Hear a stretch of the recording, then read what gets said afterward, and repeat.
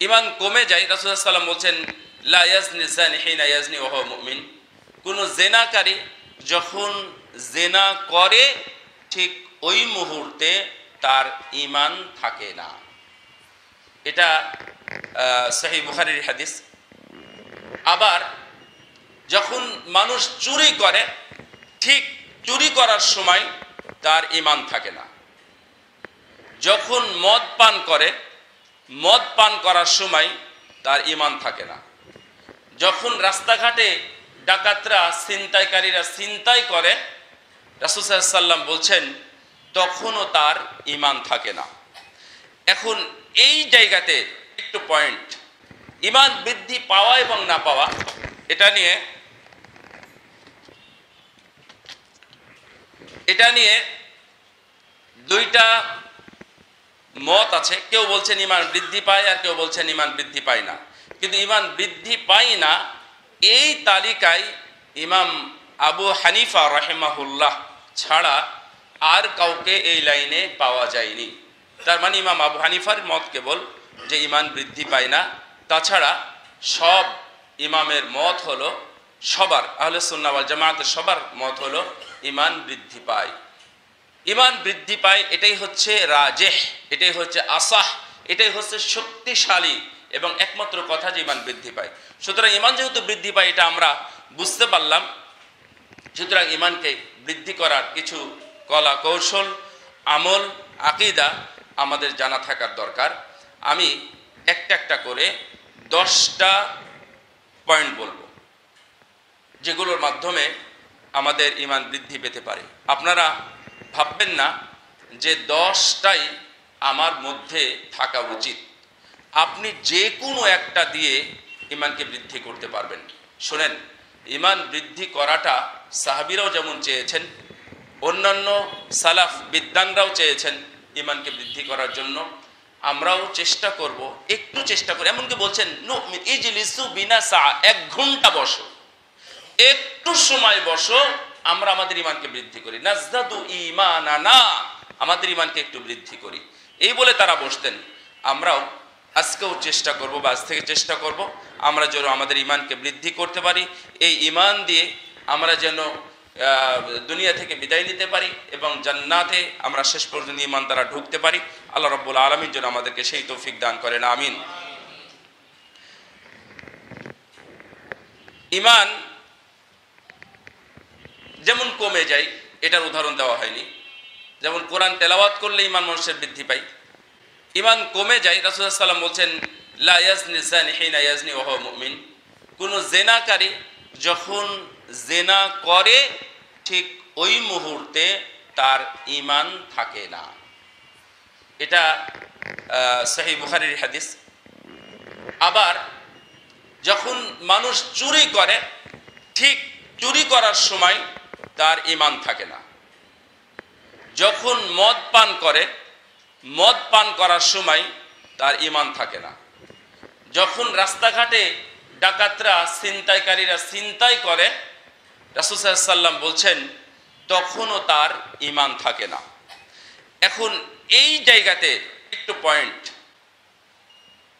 একজন মানুষ যদি মদ খেতে খেতে মারা যায়, মহা বিপদ। জেনা করা অবস্থায় যদি তার মৃত্যু হয়, মহা বিপদ।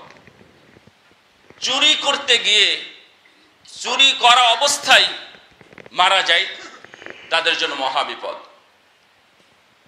আমরা পত্রিকায় দেখেছি, যদিও সেটা ভারতে, যে ঠিক 2 জন যখন জঙ্গলে অবৈধভাবে একত্রিত হয়েছে, ঠিক এই অবস্থায় যেটা বিজলি চমকায় বা আমাদের দিকে ওই বলে মেঘের গর্জন দিয়ে যখন বজ্রপাত হয়, এই বজ্রপাতে 2 জন অবৈধ ছেলে এবং মেয়ে তারা একত্রিত অবস্থায় তাদের মৃত্যু হয়েছে।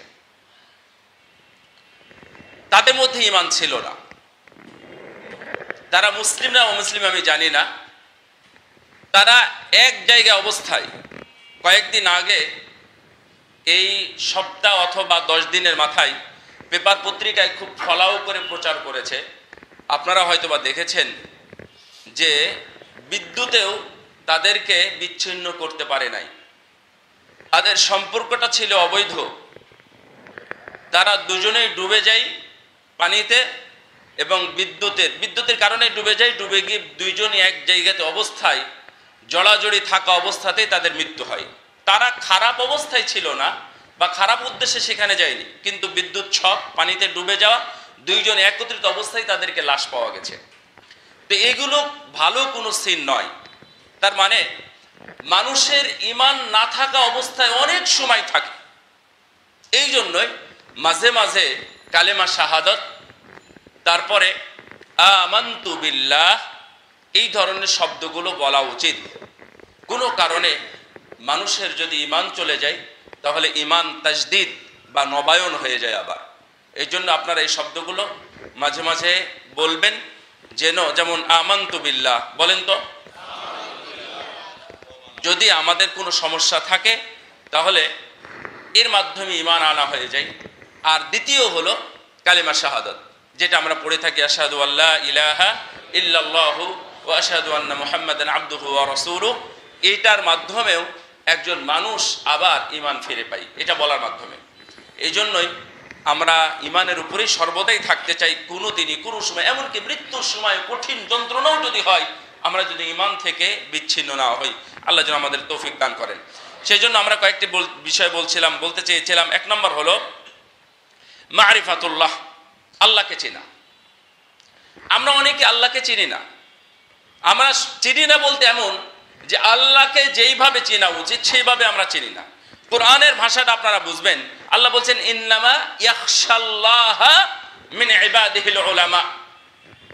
মানুষের মধ্যে, বান্দাদের মধ্যে যারা আলেম, কেবল তারাই আল্লাহকে ভয় করে।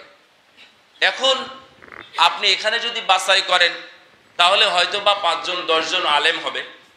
তো বাকিগুলো আমরা আপনারা যারা আছি, আমরা কি আল্লাহকে ভয় করি না?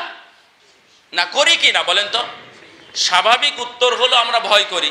কিন্তু আল্লাহর এই কথা কোন জায়গায় রাখবেন? আমার কথা বুঝতে পারেননি? কোরআনের আয়াতের অনুবাদ হলো আলেমরাই আল্লাহকে ভয় করে। এই কথা যখন আমি এভাবে বলতেছি, এটাই অনুবাদ, এটা খাঁটি অনুবাদ, ঠিক আছে।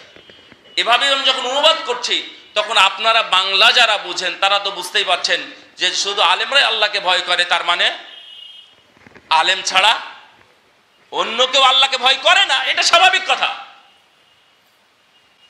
আলেমরাই আল্লাহকে ভয় করে, এই কথার বিপরীত অর্থ হলো আলেমরা ছাড়া অন্য কেউ আল্লাহকে ভয় করে না, এটা অর্থ। এই জন্য এর সমাধান আছে। ইবনু রাজব আল হাম্বলি রাহিমাহুল্লাহ, যিনি ফাতহুল বারীর লেখক, ফাতহুল বারী দুইটা, একটা হলো ইবনু হাজারের আর একটা হলো ইবনু রাজব আল হাম্বলি। তার 100 বছর আগে প্রায় লিখেছেন ইবনু রাজব। তো ইবনু রাজব আল হাম্বলির একটা বই আছে, ফাদলুল ইলমিস সালাফ আলা ইলমিল খালাফ, একটা বই। এই বইয়ের মধ্যে উনি এর একটা সুন্দর সমাধান দিয়েছেন। এর অর্থ হলো, যারা আল্লাহকে, এটা আপনাদের জন্য খুব গুরুত্বপূর্ণ, না হলে আপনারা আল্লাহকে চিনতে পারবেন না বা চেনা মুশকিল। যারা আল্লাহকে জানে এবং চিনে তারা সবাই আলেম।